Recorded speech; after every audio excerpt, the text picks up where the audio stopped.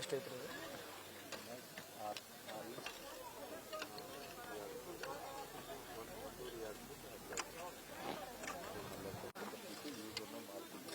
ಚಿಕ್ಕ ಲಕ್ಕುಂಡಿಯಲ್ಲಿ ಏನು ನಡೀತಾ ಇರುವಂತಹ ಉತ್ಖನನ ಇವತ್ತು 4ನೇ ದಿನದ ಹಂತಕ್ಕೆ ಬಂದಿರುವಂತದ್ದು. ಸದ್ಯ ಈಗ 5 ಗಂಟೆ ಆಗ್ತಾ ಬರ್ತಾ ಇದೆ. ಹೀಗಾಗಿ ಇವತ್ತಿನ ಕಾಮಗಾರಿ ಕೂಡ ಮುಗಿತಾ ಬರ್ತಾ ಇದೆ. ನೋಡ್ತಾ ಇರ್ಬೋದು, ಈ ಒಂದು 10x10 ಅಡಿಯ ಒಂದು ಚೌರಾಸಲ್ಲಿ ಈ ಒಂದು ಉತ್ಖನನ ಕಾರ್ಯ ನಡೀತಾ ಇದೆ. 4 ಬಾಕ್ಸ್ಗಳು ಈಗ ಸದ್ಯ 4ನೇ ದಿನದ ಹಂತಕ್ಕೆ ಸುಮಾರು 3 ಅಡಿಯಷ್ಟು ಆಳವನ್ನ ತೆಗೆದಿರುವಂತದ್ದು. ಈಗ ಇವತ್ತಿನ ದಿನಕ್ಕೆ ಕೇವಲ ಒಂದು ಏನು ಕಲ್ಲಿನ ಒಂದು ಕೊಡಲಿ ಮತ್ತೆ ಒಂದು ಏನು ಕಂಬಗಳಿಗೆ ಮತ್ತೆ ಬಾಗಿಲುಗಳಿಗೆ ಅಳವಡಿಸುವಂತ ಒಂದು ಬೋದಿಗೆ ಅನ್ನುವಂತ ಒಂದು ಕಲ್ಲು ಪತ್ತೆಯಾಗಿರುವಂತದ್ದು. ಇಷ್ಟು ಬಿಟ್ಟರೆ ಇವತ್ತು ಯಾವುದೇ ರೀತಿಯಾದಂತ ಅವಶೇಷಗಳು ಪತ್ತೆಯಾಗಿಲ್ಲ. ಏನು ಬೆಳಗ್ಗೆಯಿಂದ ಇವತ್ತು ಪ್ರಮುಖವಾಗಿ ಹೇಳ್ಬೇಕಂದ್ರೆ ಒಂದು ಏನು ಕಾರ್ಮಿಕರು ಇವರಿಗೆ ಒಂದು ಸಂಬಳವನ್ನ ಹೆಚ್ಚಿಗೆ ಮಾಡಬೇಕು ಅನ್ನುವಂತ ಒತ್ತಾಯವನ್ನು ಕೂಡ ಮಾಡಿದ್ರು. ಹೀಗಾಗಿ ಬೆಳಗ್ಗೆ ಅರ್ಧ ಗಂಟೆ ಕಾಲ ಸ್ವಲ್ಪ ಏನು ಕೆಲಸವನ್ನು ಕೂಡ ಸ್ಥಗಿತ ಮಾಡಿದ್ರು.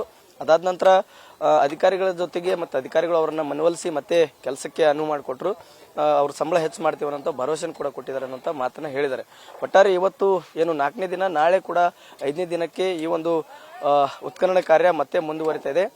ಪ್ರಮುಖವಾಗಿ ಏನು ನಾಳೆ 5ನೇ ದಿನಕ್ಕೆ ಈ ಒಂದು ಉತ್ಖನನ ಕಾರ್ಯ ಕೂಡ ಕಾಲಿಡುತ್ತಿರುವಂತದ್ದು.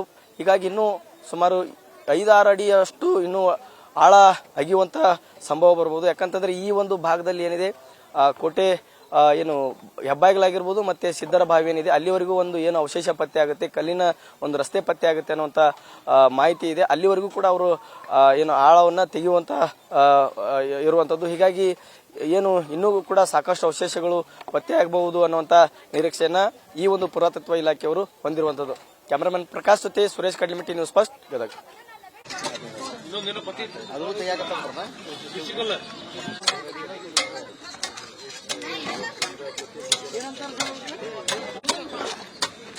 ಆ ಕಡೆಗೆ ಇಟ್ಬಿಡ ಬಿಡಿ ಆತ ನಮ್ಗೆ ಒಳಗೆ ಇಟ್ಬಿಡಣ